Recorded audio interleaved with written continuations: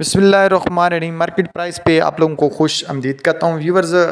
आज आप लोगों को बताते चलें, जो सबसे पहले आप लोगों को बताऊं कि जो नबील तारिक है और ग़ुलाम हैदर हैं, इनको मेरी तरफ़ से बहुत बहुत मुबारक। इन्होंने लकी ड्रा के ज़रिए हज पे ये जी जा रहे हैं जी। इन्होंने अप्लाई किया हुआ था जी लकी टेक्सटाइल मिल में। ये बतौर जो इन्होंने लकी ड्रा जीता है, ये अब फ्री ऑफ कास्ट ये हज अदा करेंगे। इनको मेरी तरफ़ से दोबारा एक दफ़ा दिल की अता गहराइयों से मुबारकबाद। और इनको मेरी दिल से रिक्वेस्ट है कि मेरे लिए भी ख़ास कर दुआ करें।